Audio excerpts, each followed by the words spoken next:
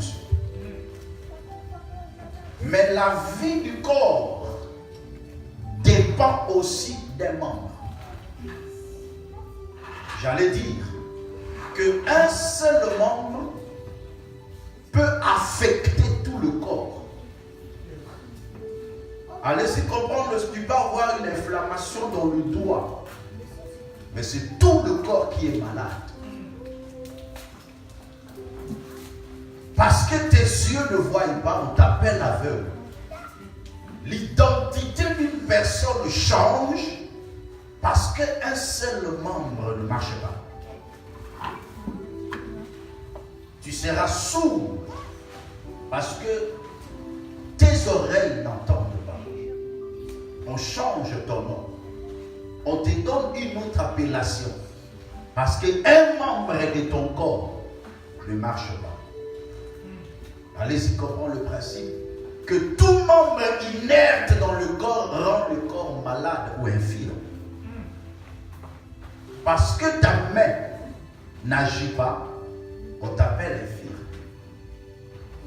Mais la Bible déclare maintenant l'Église est le corps où il y a plusieurs membres dont tu fais partie. Regarde ton frère, ta soeur, dis-lui, tu es membre dans le corps. Tu es membre dans le corps. Aucun membre dans le corps doit être déshonoré ou doit se voir déshonoré. Mais chaque membre dans le corps doit se sentir important dans le corps. D'ailleurs, la Bible déclare, les membres qui paraissent être moins honorés, nous le couvrons avec beaucoup plus d'honneur. Ne te déconsidère pas quand tu viens à l'église. Ne te vois pas que tu es sans valeur. Non. Tu as de la valeur. Ton absence nous inquiète. Ton absence ou ton inactivité nous rend infirmes. Nous empêche d'avancer. Nous empêche d'évoluer. Si tu ne fais rien, tout membre inerte dans le corps, inactif dans le corps, rend le corps malade. Non, allez-y comprendre un peu la valeur que tu as. Allez-y comprendre. Je m'ai introduit par là. Prenez 1 Corinthiens chapitre 12. Je m'ai introduit par là pour vous expliquer un peu le mystère de l'Église en accord avec le corps humain. Parce que si quelqu'un comprend le fonctionnement du corps, il saura aussi comprendre le fonctionnement de l'Église. Ma soeur commence à partir du verset 12. Je lis la parole au nom de Jésus-Christ. Amen. Car, comme le corps est un et a plusieurs membres, Vous pouvez vous asseoir s'il vous plaît, on aura beaucoup à lire. Allez-y.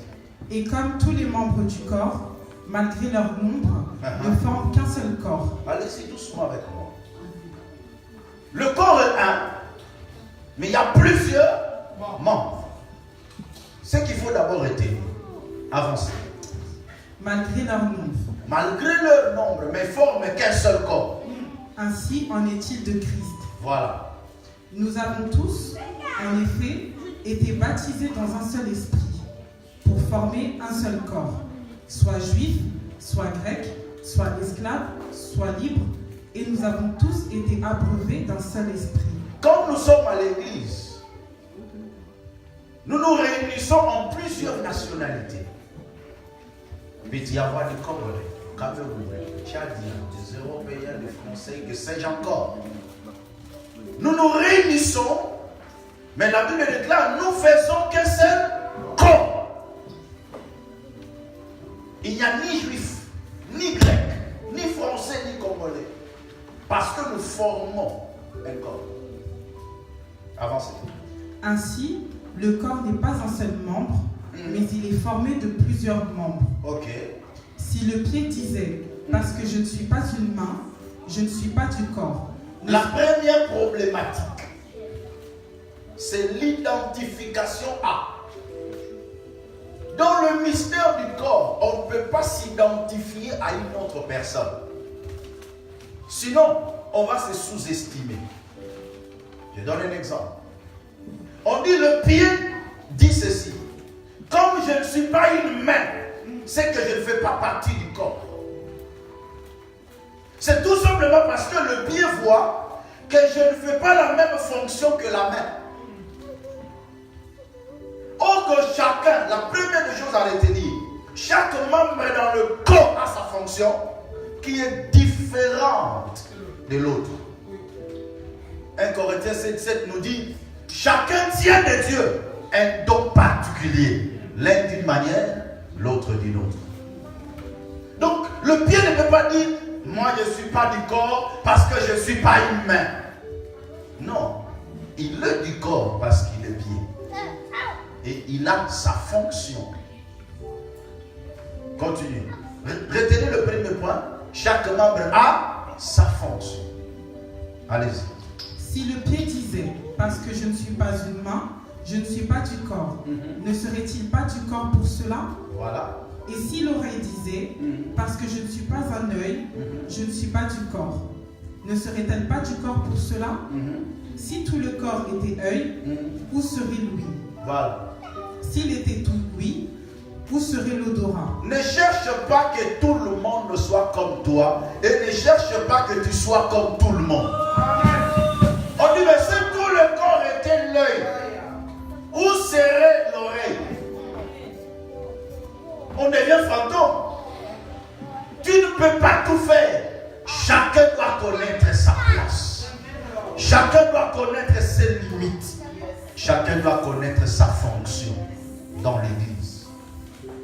Avancez un peu rapidement.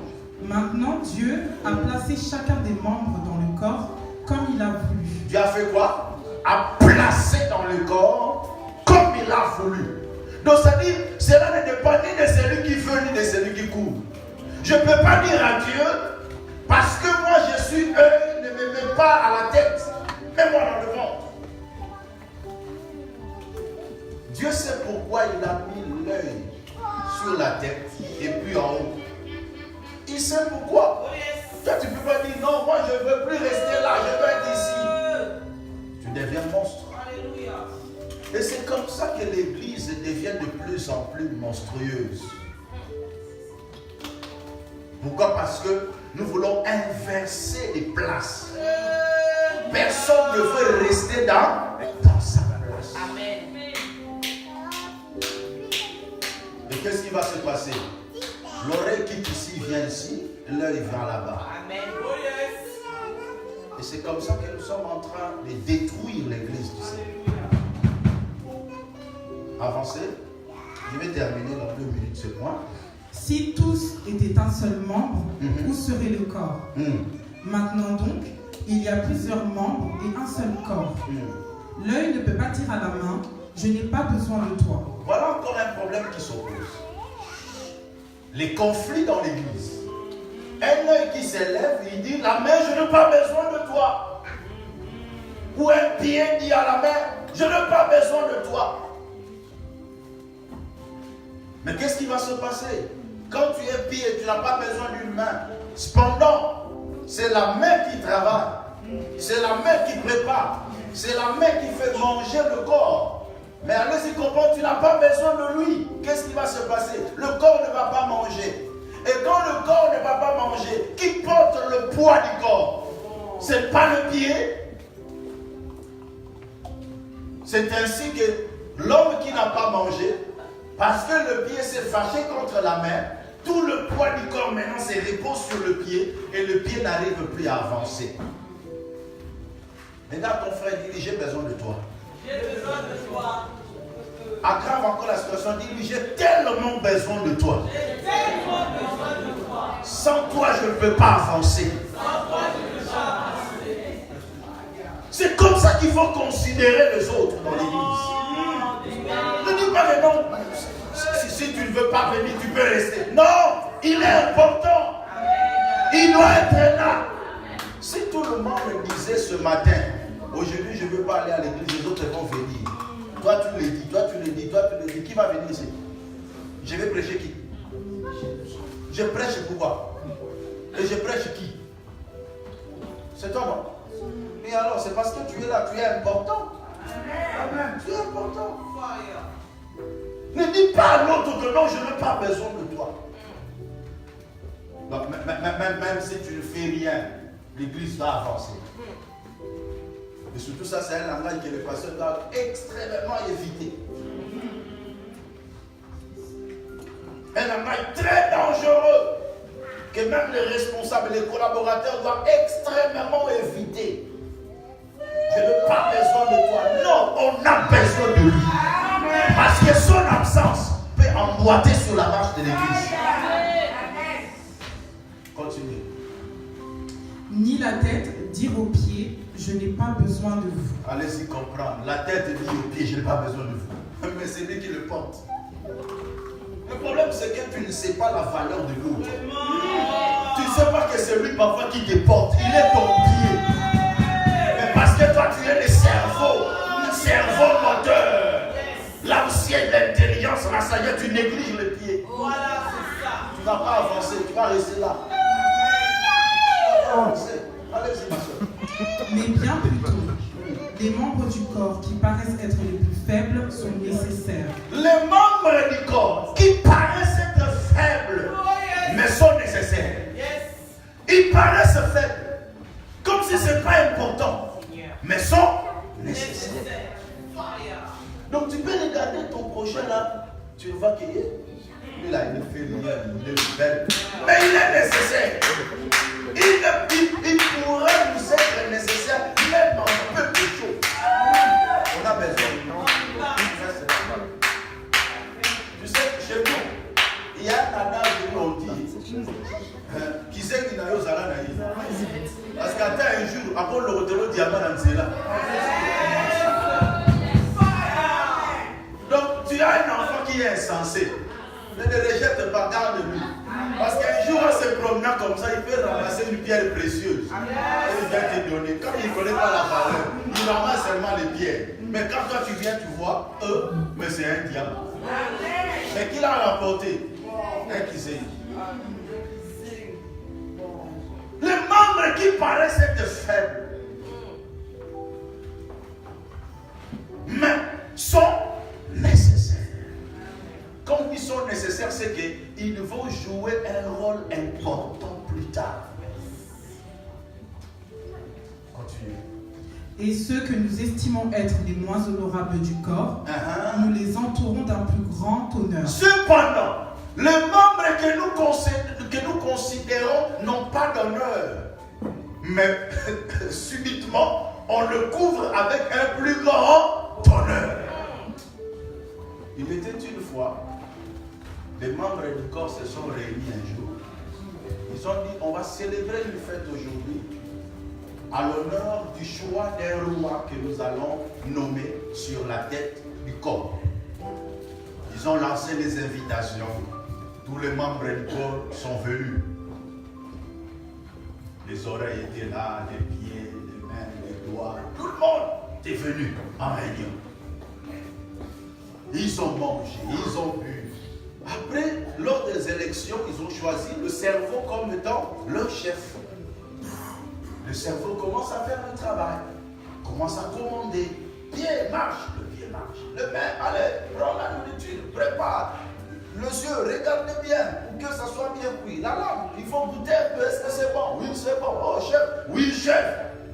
Allez, on va commencer à manger. On dresse la table. Bon, on va manger. Prends tout. La main commence à nourrir le corps. Il mange, il mange, il mange. Allez, qu'est-ce qui va se passer? Gorge, fais passer la nourriture. Fais passer l'estomac. Broyez comme ça. Fais ceci. Passez là-bas. Intestin. Intestin. Arriver quelque part pour sortir. La dernière partie de ce corps-là n'était pas invitée. Parce qu'on l'a minimisé. On dit que non, toi tu ne peux pas venir parce que tu sens mauvais. On ne peut pas t'inviter dans la réunion donc tu n'es pas important. Lui aussi dit, parce que vous ne m'avez pas invité, je ne laisse pas sortir. Tout était prêt de sortir. Est-ce qu'il y a le terme que j'ai fait là, que je donne? C'est important. Alléluia.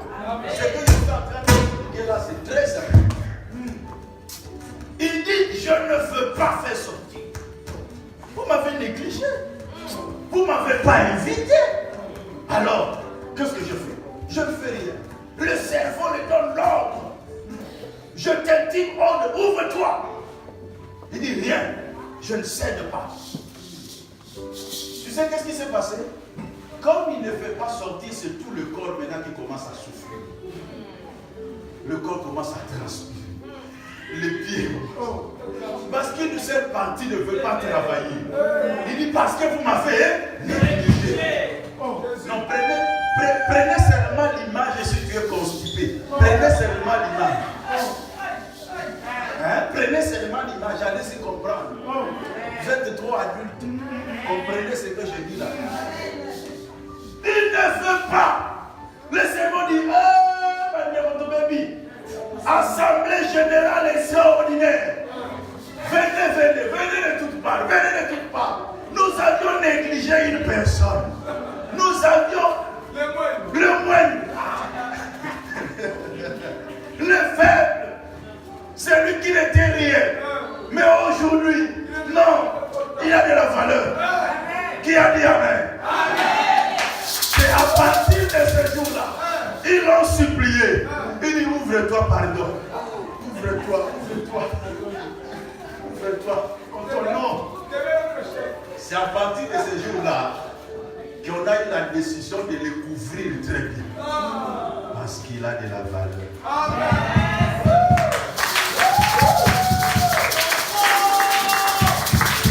Alléluia.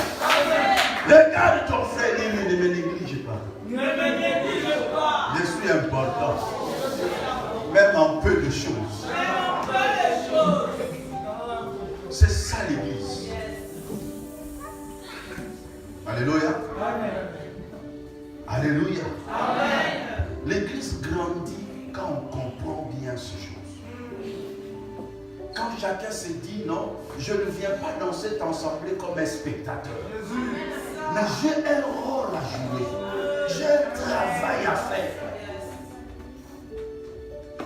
Tu ne seras pas là.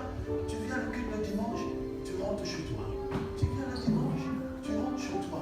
Tu es en train de nous priver de quelque chose qui va nous avancer. Le peu de travail que tu peux faire là, ça va nous permettre d'avancer, de progresser. Voilà pourquoi un fils dans l'église doit chercher le progrès de l'œuvre. C'est ce que je vais parler aujourd'hui. Le devoir d'un fils, c'est de chercher le progrès de l'œuvre. Comment tu peux chercher le progrès de l'œuvre si tu ne fais pas ta part de responsabilité? Si tu ne réalises pas d'abord que tu as un don en toi, que tu dois exercer pour l'avancée réelle de cette œuvre. Terminé et puis on va prendre le retour. Tu es dans quel verset? Continue.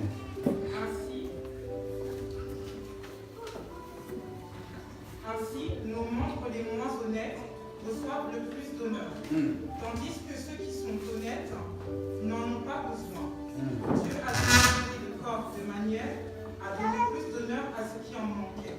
Dieu a fait que dans le corps, on donne plus l'honneur à ceux qui en manquaient. Ça, c'est une réalité exceptionnelle.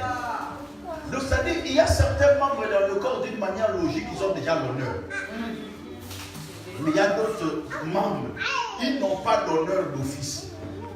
Mais voilà pourquoi Dieu permet qu'on le couvre avec plus d'honneur.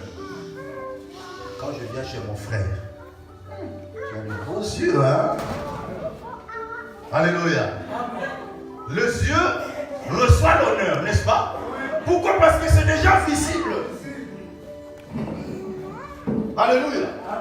Mais il y a d'autres parties, je ne peux pas venir, non, tu as des bons ignoles. Alléluia. Parce que c'est caché.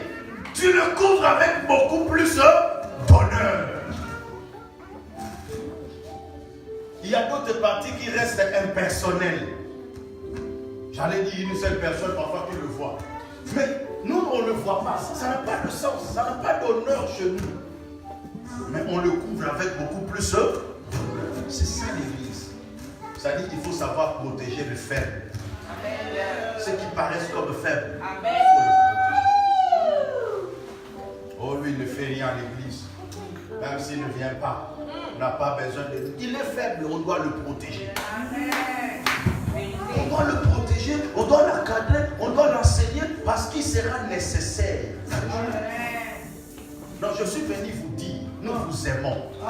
Et on a besoin de vous. Vous êtes très important pour nous. Pour le progrès de cette œuvre, vous êtes très important. Terminé, et puis je vais parler de ce que l'Esprit me met à cœur. Afin qu'il n'y ait pas de division dans le corps, mais que les membres véritablement soient les uns des autres. Nous ne voulons pas qu'il y ait la division dans le corps, mais que les membres du corps se prennent soin les uns des autres. Qui brosse tes dents? Ce n'est pas la main. La main prend soin de qui? De tes dents, de ta bouche. Sinon, tu vas sentir mauvais. Tu auras une mauvaise haleine parce que la main n'a pas fait son travail. Allez s'y comprendre. Tu fais que les autres aient de mauvaises haleines parce que toi tu ne travailles pas. L'église sent mauvais parce que tu es la main. Tu dois laver le corps. Tu ne laves pas le corps. Voilà pourquoi l'église sent mauvais. L'église n'avance pas. Mais n'est-ce pas que tu es une main?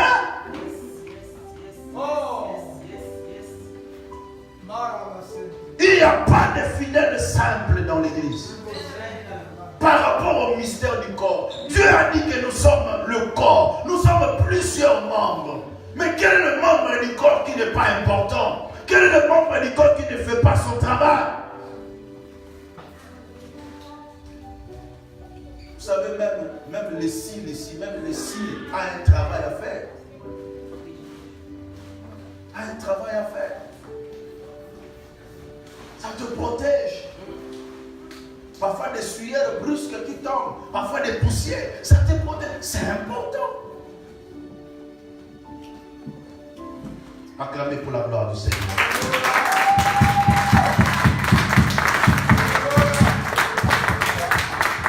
Merci ma soeur, vous allez continuer ça à la maison. Je vais vous parler de quelque chose. Toujours sur le devoir du Fils, c'est de chercher le progrès de l'Église. Je veux représenter l'Église ou l'ensemble comme une maison. La construction d'une maison où je le détaille seulement en 3 parties. La première partie, c'est la fondation. La deuxième partie, c'est les murs. Et la troisième partie, c'est la toiture. Amen. Amen. Le pasteur et le fidèle veulent bâtir une maison que nous appelons Ensemble chrétien de la bonne nouvelle. Mais on doit commencer par le fondement. Le fondement, c'est une partie invisible de la maison. Tout simplement parce qu'on doit creuser afin de poser le fondement qui ne sera pas vu des hommes, mais qui est tellement important parce que c'est ce qui définit la dureté, la longévité d'une maison. On dit toujours pour bâtir en hauteur, il faut creuser en profondeur. Maintenant, le travail de la fondation, c'est la part de responsabilité de l'homme de Dieu. Le ministre que l'Éternel a établi dans l'Église, c'est lui qui doit poser le fondement de l'assemblée locale. Et ce fondement-là, c'est la doctrine de Christ. L'Église est heureuse, ou l'assemblée locale est heureuse, si vous avez un pasteur qui a mis dans cette assemblée le fondement de la doctrine de Christ. 1 Corinthiens chapitre 3, verset 10 à 13. Et moi je vais lire 2 Jean. Il n'y a que 5 chapitres, versets 9 à 11. Donc je vais lire 2 Jean chapitre 1, verset 9 à 11. Lisez ma soeur 1 Corinthiens 3, 10 à 11. Je disais que le fondement, poser le fondement, c'est la responsabilité Père. C'est la responsabilité des ministres établis par Dieu. Parce que c'est lui qui doit poser le fondement de la parole de Dieu, de la doctrine de Christ. Allez. Je lis la parole de Dieu. Amen. Selon la grâce de Dieu qui m'a été donnée, j'ai posé le fondement comme un sage architecte, et un autre bâtit dessus. Mais que chacun prenne garde à la manière dont il bâtit dessus. Amen. Le fondement qui a été posé, continuez. Car personne ne peut poser un autre fondement Un autre fondement que celui qui a été posé, que celui qui a été posé, savoir Jésus-Christ. savoir Jésus-Christ. Jésus-Christ est le fondement par excellence de l'Église. Un jour, l'Éternel peut te faire grâce de voyager dans un autre pays, dans une autre contrée. Quand tu arrives, tu veux fréquenter une église. La première des choses à vérifier, quel est le fondement qui a été posé dans cette église. Et ce fondement, c'est la doctrine de Jésus-Christ. C'est ce qui fait la force d'une assemblée locale.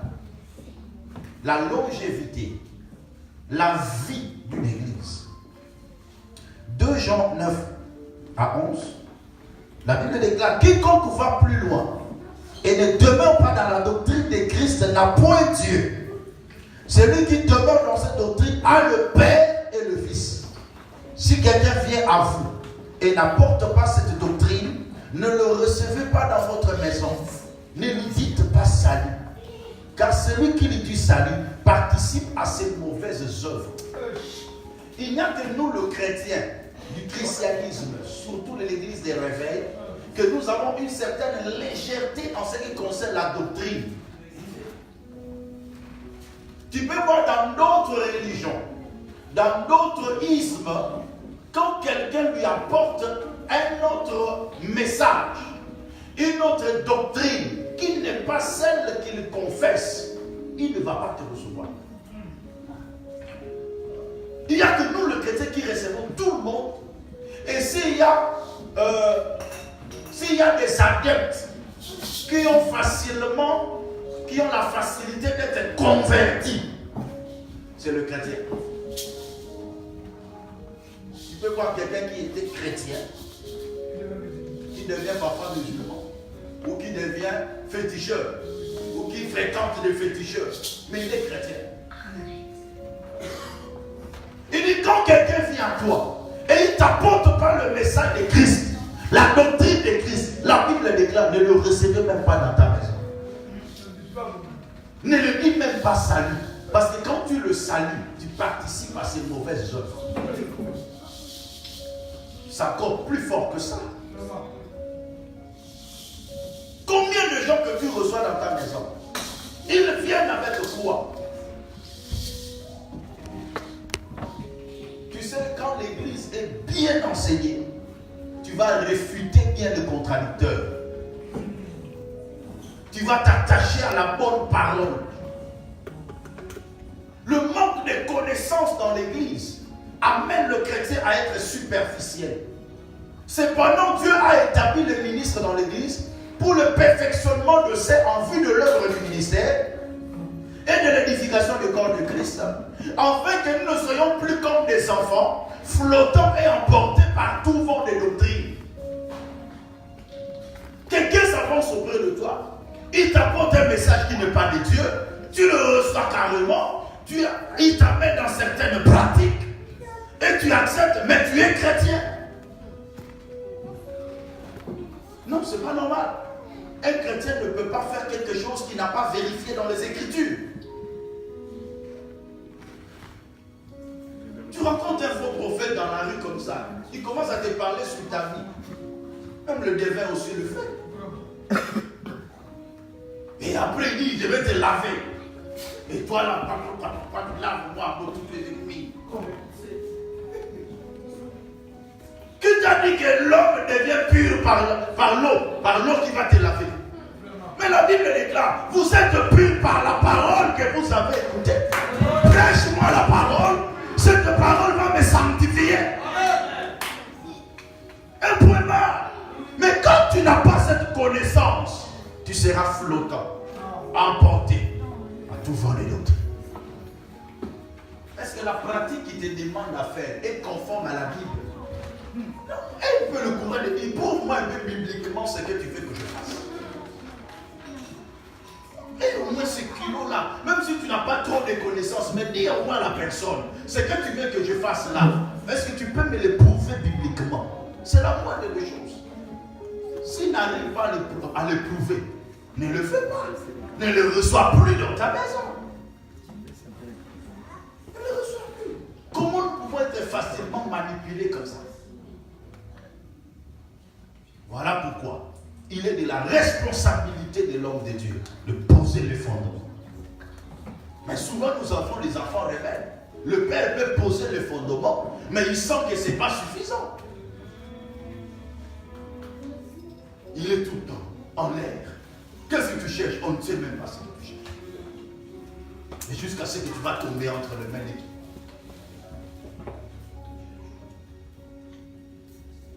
Amen, Église. Amen. Là, c'est la part des responsabilités de qui? Du pasteur. 2. Les murs. Après avoir posé le fondement, on doit maintenant élever quoi? Les murs. L'importance de murs, c'est quoi? Premièrement, ça nous protège contre les intempéries. Le soleil et le froid. Ça ne va pas nous atteindre au sein de la maison à cause de murs. Et nous devons savoir que pour être fort, pour se protéger contre les intempéries, il y a quelque chose qui nous facilite la tâche. Je suis dans Luc chapitre 21, verset 36. Ma soeur nous lit Luc 21, 36. Moi je vais lire Actes chapitre 4, verset 29 à 31. Luc 21, 36. On va voir le mur. Acte 4, 29 à 31. Je lis la parole au nom de Jésus-Christ. Amen. Veillez donc et priez en tout temps, afin que vous ayez la force d'échapper à toutes ces choses qui arriveront et de paraître debout devant le Fils de l'homme. Il dit, veillez donc et priez en tout temps. Pourquoi? Afin que vous ayez la force pour échapper à toutes ces choses qui arriveront. Les intempéries ici, c'est l'image des attaques. Des attaques des forces du mal. Mais on doit élever les murs dans la prière. L'Église doit savoir quelle est la place de la prière pour préserver le peuple de Dieu. Ça, c'est la part de responsabilité des fils. Chaque enfant dans l'Église doit être un intercesseur assis pour son Église. Il doit dans son coin élever un mur dimensionnel pour empêcher le diable d'attaquer son Église, de détruire son Église. Tu dois élever le mur là où tu es. Si chacun de nous participe à ce travail en élevant le mur de part et d'autre, nous allons sécuriser l'Église. Nous allons clôturer l'Église et il n'y aura pas des intempéries qui vont nous menacer. Ça paraît quand même aberrant qu'on voit une Église qui était florissante, qui avançait, mais du jour au lendemain, cette Église n'existe plus. Ici en Europe, ici en France, il y a des églises qui ont bouillonné dans les années passées, mais qui aujourd'hui n'existent plus. Vous savez pourquoi? Tout simplement parce qu'on n'avait pas bien élevé les murs. Nous avons besoin des intercesseurs, ceux qui vont tenir à la brèche, ceux qui vont intercéder pour soutenir cette œuvre dans la prière, afin d'élever les murs pour empêcher le diable d'entrer et de détruire l'œuvre de Dieu. Dis à ton frère, tu es un intercesseur pour cette œuvre. Je vais aller rapidement parce que je vais m'attarder plus sur le troisième point, la toiture. Vous devez savoir que dans l'aperçu en haut ou de vue de loin, c'est la toiture qui est d'abord remarquable. Alléluia. J'allais dire, dans l'aperçu en haut ou d'une vision lointaine, la publicité d'une maison, c'est la toiture. L'église doit comprendre la place de la publicité. J'utilise le terme simple pour que vous puissiez comprendre. Une église qui ne fait pas la publicité, cette église ne va pas grandir. Cette église ne va pas avancer. Vous savez que Jésus, il avait des gens qui faisaient sa publicité. Toute personne qui était guérie faisait la publicité de Jésus. Toute personne qui écoutait une révélation faisait la publicité de Jésus. Moi, je suis contre quelqu'un qui avait chanté un jour: si Jésus est roi, laisse Jésus faire sa propre publicité. Jésus n'a jamais fait sa propre publicité. Parce que Jésus n'a que toi pour faire sa publicité. Sinon, il n'allait pas nous envoyer en disant: allez partout dans le monde, faites de toutes les nations des créatures. Vous êtes mes disciples. Pourquoi il a dit? Pourquoi il nous a envoyés? Il voulait tout simplement dire: allez faire ma publicité, afin que les gens viennent à moi. Et c'est un travail efficace, très important, que le Fils doit vous comprendre. Ça, c'est la part de responsabilité de Fils. Faire la publicité de l'Église. On appelle ça l'évangélisation. Dis après moi, l'évangélisation. C'est la capacité d'annoncer la bonne nouvelle afin de gagner les âmes au Seigneur. Ce n'est pas la part de responsabilité du pasteur. C'est la part de responsabilité du Fils. Regarde à côté de toi, est-ce qu'il y a une chaise vide? Regarde à côté de toi, est-ce qu'il y a une chaise vide? J'ai besoin de votre réponse. Est-ce qu'il y a une chaise vide? Oui. Selon toi, qui va le combler?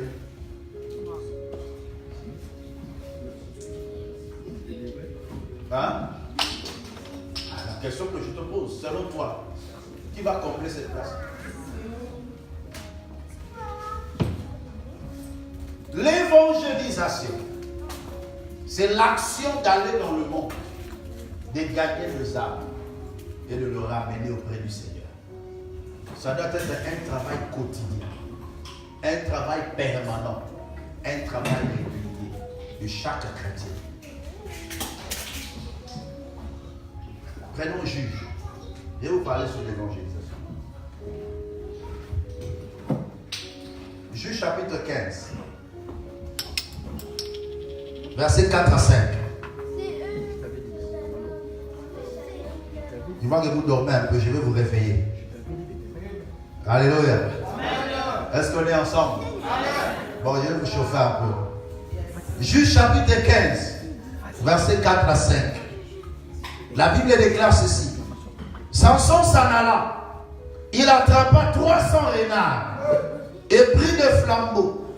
Puis il tourna queue contre queue et mit un flambeau entre deux queues au milieu. Il alluma le flambeau, lâcha les renards dans le blé des Philistins et embrasa le tas de gerbes, le blé sur le pied jusqu'aux plantations d'oliviers. Je répète. Samson s'en alla. Il attrapa combien? 300 renards. Il le tourna queue contre queue. Venez. Tournez. Donnez-vous votre dos. Voilà. Il prend combien de renards? 300 renards. Il le lia queue contre queue. Il prend le flambeau. Collez-vous. Voilà. Voilà. Il n'y a que contre queue. Il met le flambeau. Il alluma le feu. Et il les envoya pousser dans le champ de Philistin. Pourquoi il a fait ça? Parce que quand les renards vont entrer dans le champ, le feu va commencer à brûler le champ. Est-ce que quelqu'un comprend? C'est ce que je vais expliquer. Acclamez d'abord pour la gloire.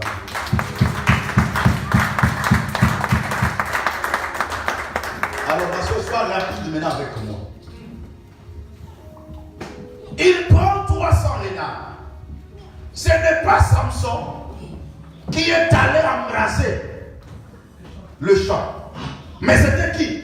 Des renards. Il le croise. Jean chapitre 4, verset 35. Samson a été élevé en son temps avec pour mission, parce qu'il a été suscité à dessein pour détruire le Philistin. C'était ça le rôle, c'était ça la fonction, c'est ça la mission de Samson.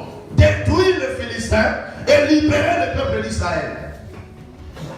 De la même manière qu'il parut pour détruire le Philistin, Christ aussi a paru pour détruire les œuvres du diable. Mais il ne va pas travailler seul. Il va travailler avec des renards. Mais quand il lève les yeux, il voit le champ qui était déjà blanchi. La Bible déclare que c'était au temps de la moisson. Les Philistins attendaient pour moissonner. Donc, c'est-à-dire, la moisson avait déjà mûri. Prêt pour la moisson. Allez-y. Jean 4, 35. Rapidement, s'il vous plaît. Je lis la parole au nom de Jésus-Christ. Amen. Ne dites-vous pas qu'il y a encore 4 mois jusqu'à la moisson? Voici, je vous le dis, levez les yeux et regardez les champs qui déjà blanchissent pour la moisson. Il dit, ne dites pas qu'il y a encore 4 mois. Ne dites pas qu'il y a encore du temps. Non, le champ est déjà bien. Le champ est déjà mûri, blanchi. Ça dit prêt pour la moisson. Or que quand on parle du champ, c'est l'image du monde. Prêt pour la moisson, ça dit mûri. C'est que l'iniquité s'est accrue. En accord avec Luc chapitre 10. Je prends le verset 2. Il leur dit, la moisson est grande, mais il y a peu d'ouvriers. Priez donc le Père de la moisson d'envoyer les ouvriers dans sa moisson. Quand il parle de la moisson sur le monde, la Bible déclare, puisque l'iniquité se sera accrue, la charité de plus grand nombre se refroidira. Nous sommes déjà au temps de la fin. Levez les yeux. Ne dites pas que nous n'avons encore du temps. Il n'y a plus de temps. Rachetez le temps car les jours sont mauvais. Il y a des païens qui meurent dans le monde. Ne dites pas que non, nous avons encore du temps. Nous pouvons encore attendre 4 mois, attendre 6 mois. Non, on n'a pas le temps d'attendre. Homme de Dieu, tu es comme un Samson d'aujourd'hui. Lève-toi, attrape les renards que Dieu t'a envoyés. Les renards sont les fils. Pour Jésus, il avait aussi des renards. Et ces renards étaient des disciples. La Bible déclare un jour, nous sommes toujours dans Luc chapitre 10. Écoutez ce qu'il dit. Je prends le verset 1, Luc chapitre 10, verset 1. Après cela, le Seigneur désigna encore 70 autres disciples. Il les envoya. Il les envoya. Oh là là, vous ne lisez pas, vous ne lisez pas. Il les envoya 2 à 2. À l'instar de Samson, qui prenait 2 renards contre des renards et il les envoyait où? Dans le champ. De la même manière, le Seigneur Jésus, quand il était face au champ, il prend 2 à 2. Il prend les disciples 2 à 2 et il les envoie dans le champ. Mais le plus grand problème, c'est quoi? Dans la première phase, quand il envoya les disciples, ils étaient des renards, mais sans feu. Ils n'étaient pas encore des renards enflammés. Voilà pourquoi quand ils partaient dans la mission, ils pouvaient rentrer aussi échouer. Le Seigneur comprend, il dit non, c'est parce que vous n'êtes pas encore enflammés. Il leur dit, restez là, ne sortez pas encore, parce que je dois envoyer maintenant le flambeau, je dois envoyer maintenant la puissance. Vous recevez une puissance et le Saint-Esprit survenant sur vous et vous serez mes témoins. La Pentecôte a été déjà faite, le Saint-Esprit est là, le feu est là. Laisse que nous envoyons 2 ça à deux. Recevez la puissance. Allez dans le monde. Prêchez la parole. Il dit, ne sortez pas encore. Je dois vous allumer. Les renards doivent être enflammés pour que les champs de Philistins brûlent correctement. Alléluia. Amen. Voilà pourquoi ils étaient dans la chambre haute. Ils étaient déjà prêts, mais ils attendaient le feu.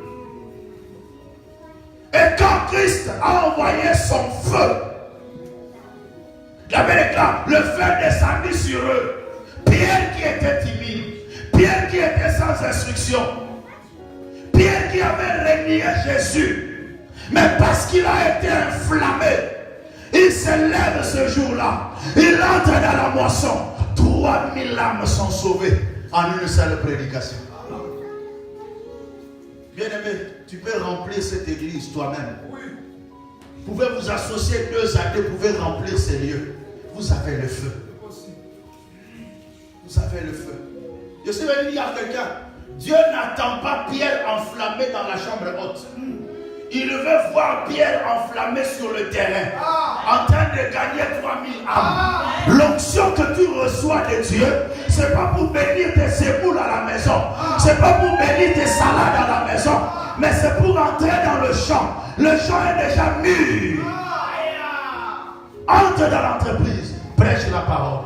Entre dans mon siki, dans votre association, prêche la parole. Calme ça. Le feu est déjà sous toi. Tu es déjà enflammé. Tu ne manques plus rien. Ouvre seulement ta bouche. Toi, ton problème, c'est d'aller. Le feu est déjà là. Le feu va faire son travail. Toi, ton problème, c'est quoi? Avance. Jette-toi dans le champ. Alléluia. Voilà le travail du Fils. Voilà le travail du Fils. Oublie un peu ton problème là. Oublie un peu ton problème. C'est le temps de la moisson. Vous savez, celui qui se préoccupe des affaires de Dieu, Dieu se préoccupera de ses affaires. Oublie même tes sujets de prière. Concentre-toi. Tu peux dire non. À partir d'aujourd'hui, chaque mois, je peux gagner au moins 10 âmes pour le Seigneur. Tu prends une décision pareille. C'est possible.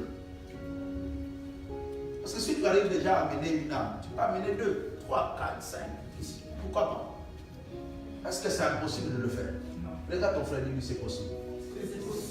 Tu n'as pas besoin de connaître toute la Bible pour gagner une âme. Même ton propre témoignage, c'est déjà la parole de Dieu. Le fait que tu connais Dieu, c'est déjà un témoignage, non? Tu peux dire, mon frère, Dieu m'a changé, Dieu m'a transformé, Dieu m'a fait ceci. Alors, le seule prédication que tu entends ici, c'est ce que tu vas prêcher là-bas. Tu veux quoi? Tu as déjà le flux. À tout moment ici, le pasteur prie pour vous, impose le main. Tout ce que vous recevez comme onction, là, vous faites quoi avec? C'est un feu. Entrez dans le champ.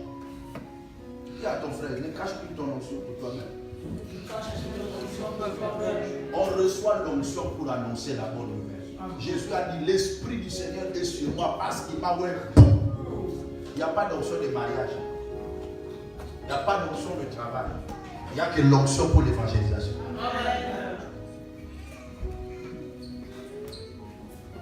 Est-ce que tu as entendu ce que j'ai dit? Il m'a ouvert pour faire quoi? Annoncer la bonne nouvelle au pauvre. Est-ce que tu peux t'élever pour dire non, je prends une décision, je veux faire quelque chose?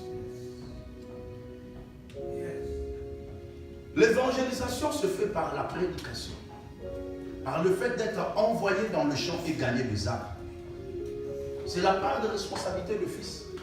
Les fils doivent aussi soutenir des actions d'évangélisation.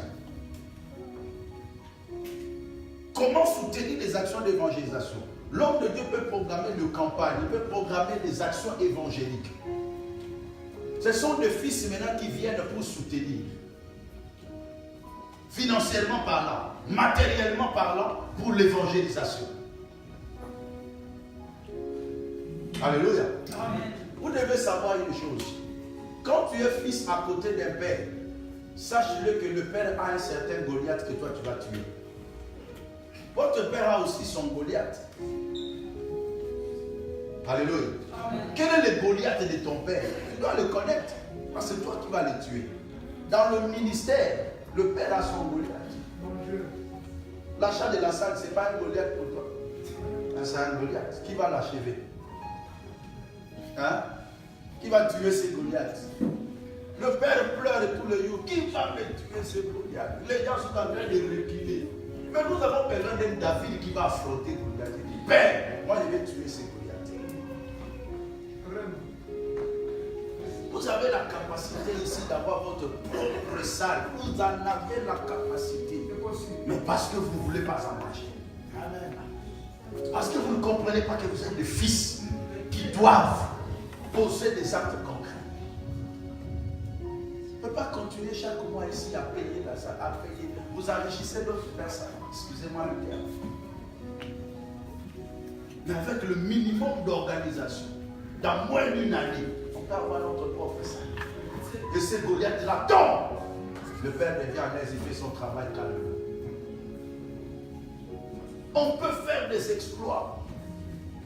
Il ne faut pas envier d'autres assemblées. Arrangez les vôtres pour la vôtre. C'est ça, fire. C'est là où vous venez vous ressourcer. C'est là où vous venez recevoir des bénédictions. J'ai besoin de gens qui auront le sens de responsabilité, le sens d'organisation. J'ai besoin de gens qui peuvent s'élever pour dire non, on va s'organiser pour relever ces défis, pour tuer ces Goliaths ici. Oh, mais comment ça peut être que chaque mois il y a ce Goliath là? Oh non, on n'a pas encore atteint le montant en question. Ah, il faut encore ajouter. Ah, il faut encore faire ceci. Quand est-ce qu'on va éliminer, éradiquer complètement ces gens? Parce que nous sommes en train de parler sur chercher le progrès de l'œuvre. Vous devez savoir que si vous n'avez pas encore une salle à vous, l'église est encore instable.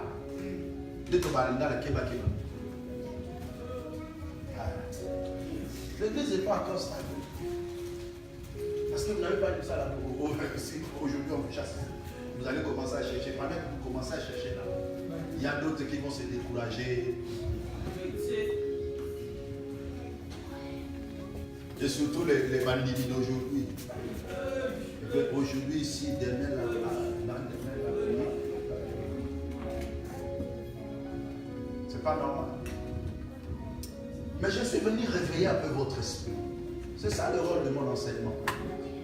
Cherchez à comprendre quel est le Goliath de mon père. Cherchez à comprendre que c'est notre part de responsabilité de gagner de ça. Vous avez parfois des copains qui ne prient pas, que vous ne l'amenez pas ici. Vous avez des maris qui ne prient pas, des femmes qui ne prient pas, que vous n'amenez pas ici. Vous avez des enfants qui ne prient pas, que vous n'amenez pas ici. Vous avez des camarades, des amis, connaissances, partout, que vous avez la facilité de prêcher la parole. Ou tout simplement vous ne voulez pas qu'on sache que vous priez. Excusez-moi le terme. Vous savez, quand on s'est converti dans les temps, voir quelqu'un toucher la Bible comme ça, c'était une honte. Tu vas toucher la Bible. Moi, mon père spirituel me prenait pour l'évangélisation. Moi, je prenais le petit Nouveau Testament bleu là. Je mettais dans ma poche. On allait prêcher. Quand on arrive là, je fais sortir. Mais un jour, il prend la Bible de Scottfield. Je marchais dans le quartier avec ces livres parce que moi, j'ai commencé l'évangélisation dans notre quartier. Le frère de ce là, je connais. Parce qu'on a grandi dans la même Afrique. J'ai commencé l'évangélisation dans notre ville, là où j'ai grandi. À Jérusalem. Et nous, en ce temps-là, on faisait le système de la volée, on appelait ça la volée. Opération Jean-Baptiste. On sortait même la journée à 12h, tu es en train de crier. Aujourd'hui, on a une grande activité dans notre salle. Et c'était comme ça. Est-ce qu'on ne peut pas voir une soeur ici qui achète des mini-baffes là avec des micros, qui entre dans un métro, qui a des tracts comme ça, il commence à prêcher la parole. Il dit, est-ce que c'est impossible? On peut le faire. Il y a des gens qui sont dans des associations, ils ont amené au moins 10 personnes à cette association-là. Association des bannes, association des... C'est ça. Tu as amené des gens là-bas. Dans l'église.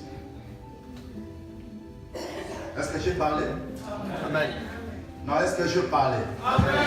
Que Dieu bénisse. Amen. Je vais terminer et je vais prier pour vous. Prenons le dernier verset. Romains chapitre 10. Verset 13 à 15. Romains 10. 13 à 15. Car quiconque invoquera le nom du Seigneur sera sauvé. Comment donc invoqueront-ils celui en qui ils n'ont pas cru? Et comment croiront-ils en celui dont ils n'ont pas entendu parler? Et comment en entendront-ils parler s'il n'y a personne qui prêche? Et comment y aura-t-il des prédicateurs s'ils ne sont pas envoyés? Selon qu'il est écrit qu'ils sont beaux les pieds de ceux qui annoncent la paix, de ceux qui annoncent les bonnes nouvelles. Comment y aura-t-il des prédicateurs s'ils ne sont pas envoyés? À partir de ce jour, je t'envoie. Au nom de pasteur Papi, je vous envoie d'aller prêcher la parole de Dieu. Je viens sceller ma déclaration.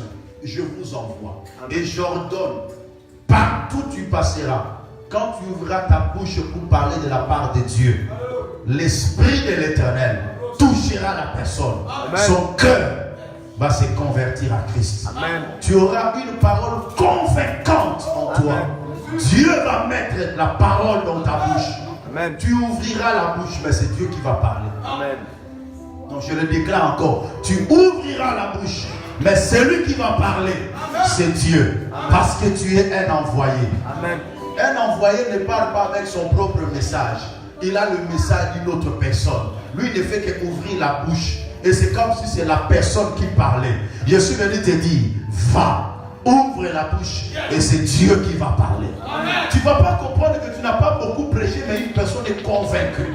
Tu n'as pas beaucoup parlé, mais la personne est tellement enthousiasmée. Il veut venir, il veut venir. Il dit, mais donne-moi l'adresse, donne-moi l'adresse. Vous devez savoir que l'infidèle, quand il marche, il ne peut pas manquer de tracts dans sa poche, de son église. Le programme de culte, parce qu'il faut en avoir beaucoup. Le programme de l'église, tu ne peux pas manquer dans ta poche. Parce que tu peux évangéliser à tout moment.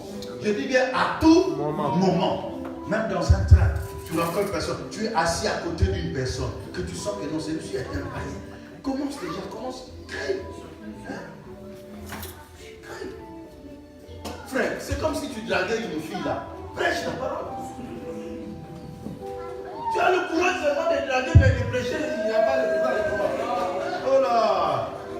Ma soeur, tu as le courage de faire des avances. Mais pour le Seigneur, mais là. Oh, il y a quand même. Hein? On a toujours ce courage là. Courage d'éviter. Ah, comment? Bonjour.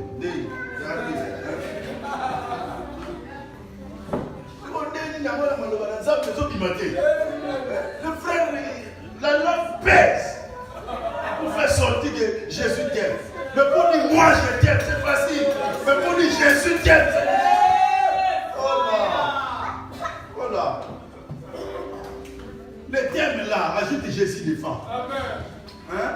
Tu n'as plus besoin de je. Non, mettez maintenant, ajoute Zu. Je, ajoute Zu. T'aime. Ah, je t'aime. Tu sais vraiment, je t'aime. Je ne peux pas dormir.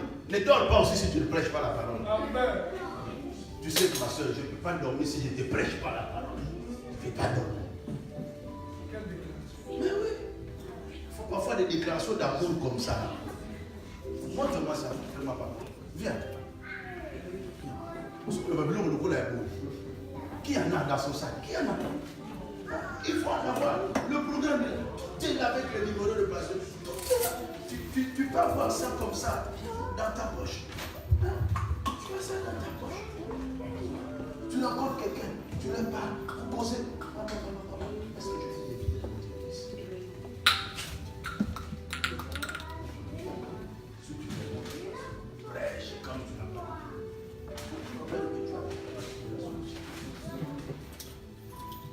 Tu peux inviter seulement comme ça par hasard. Mais là où il est parti, Dieu le touche. Amen. Et un jour, tu seras surpris, il vient aussi à l'église. Tu ne contribues pas au progrès de l'église.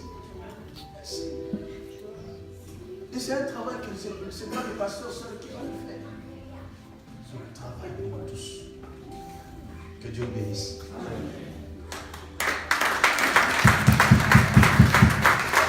On va prier.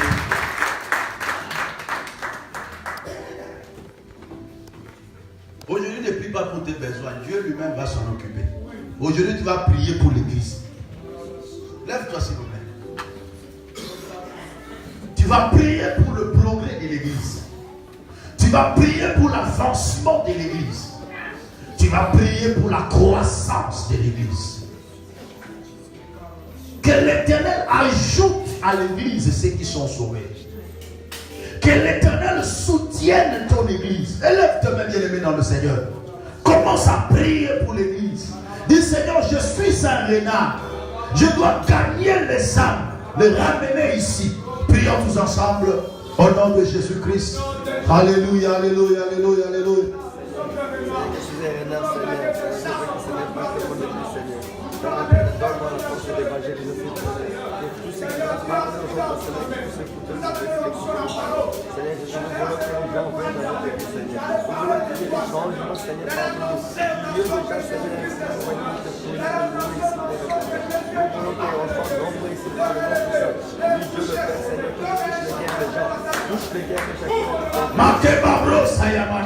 Père éternel, je recommence cette heure.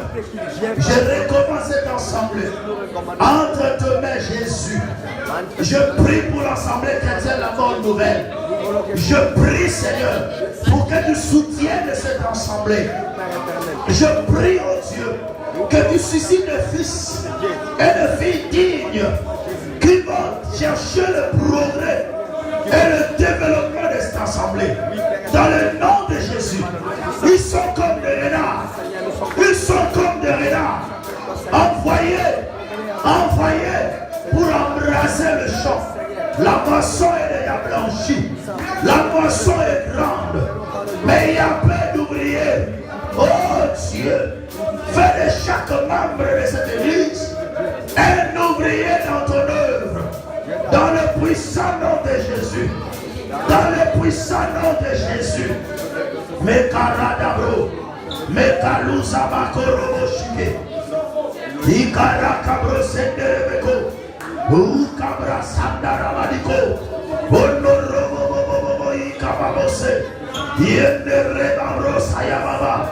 Si des serviteurs, des servantes, faites de cette assemblée que chaque membre soit serviteur, que chaque membre travaille pour le progrès, pour le développement de cette assemblée, mon Dieu. Au nom puissant de Jésus. Au nom puissant de Jésus. Au nom puissant de Jésus. Oh, sakarada braso telemanawe. Indara baba. Yondoroko parasata. Mekarada bro. Dis à Dieu, mets ta parole dans ma bouche.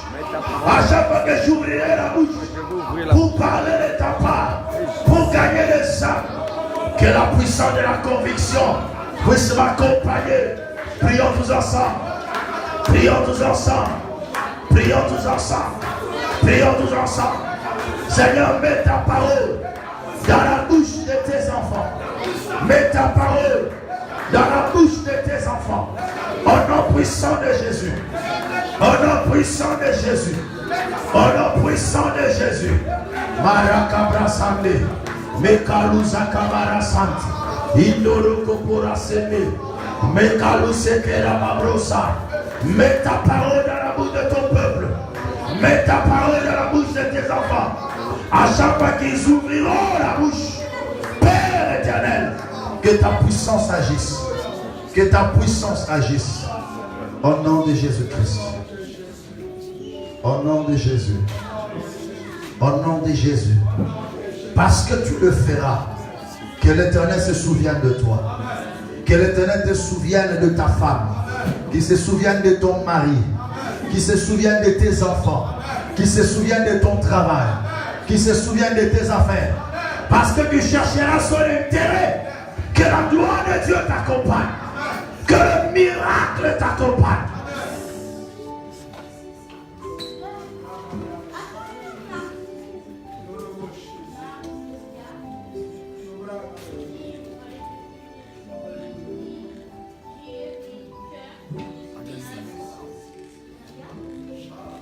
Je sens une phrase qui monte dans mon cœur pour dire que c'est possible. Nous avons tout ce qu'il faut. C'est possible. Nous allons arriver. C'est possible. Nous allons faire des exploits. C'est possible. Dans ces départements de la France, nous pouvons faire de grandes choses. Dieu dit que c'est possible. Dieu dit que c'est possible. Dieu dit que c'est possible. Il y a une vision que Dieu me donne. Cette vision va s'accomplir avec 20 personnes.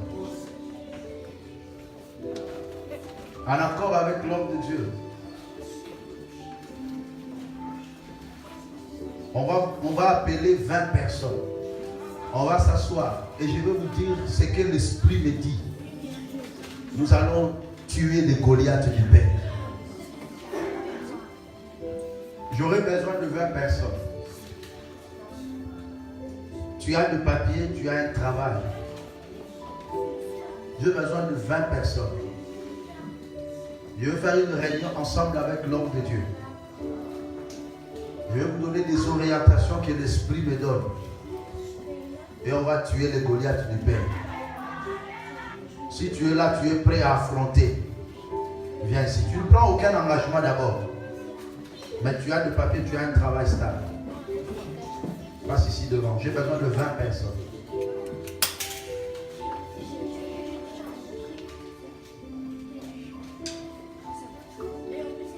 J'ai dit, viens, tu ne prends encore aucun engagement.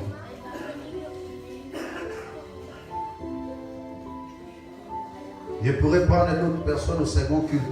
Mais j'ai besoin de quelques personnes ici. Tu as du papier, tu as un travail.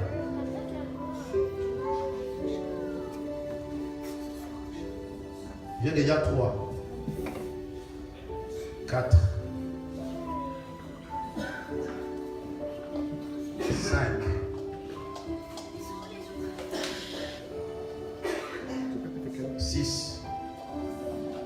Il me reste 14 personnes. Complétons jusqu'à 10 ici, comme ça au deuxième kit, je prends encore 10 personnes. Ça fait compléter 4, 6, 7. Il me reste 3 personnes.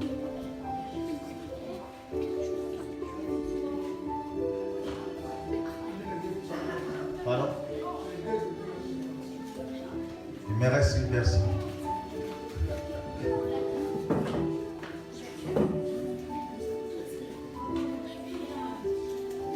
Amen. À la fin du culte, donnez vos noms auprès. Qui peut nous prendre le nom à la fin du culte? Voilà. Donc vous allez donner vos noms à maman. Le nom au téléphone. J'ai besoin d'une personne. On doit avoir 10 personnes ici et 10 personnes dans le deuxième culte. Je vais vous révéler quelque chose qu'on va faire ensemble. Et on va tuer les Goliaths du Père. Merci Papa, que Dieu vous bénisse. Seigneur, notre Dieu, je te rends grâce, je te loue, je te bénis. Je présente ton peuple devant toi. Je prie pour que l'onction du Saint-Esprit se déverse sur eux. Que la gloire de Dieu le couvre. Que la puissance de Dieu le couvre, afin qu'il soit utile pour l'œuvre de Dieu. Dans le puissant nom de Jésus. Ensemble avec eux, Seigneur, nous allons relever le grand défi dans cet ensemble. Dans le puissant nom de Jésus-Christ. Amen. Que Dieu vous bénisse.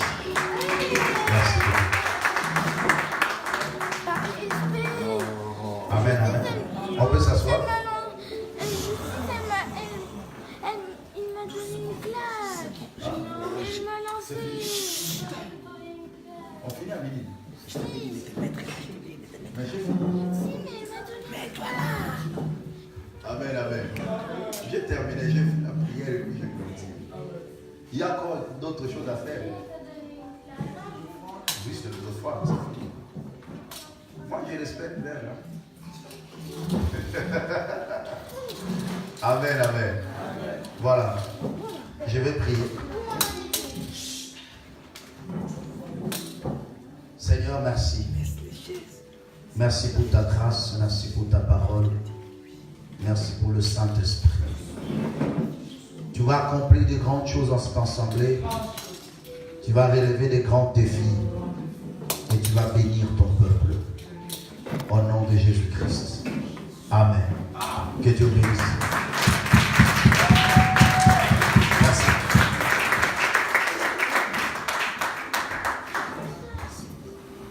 Rapidement, on va s'élever pour les offrandes.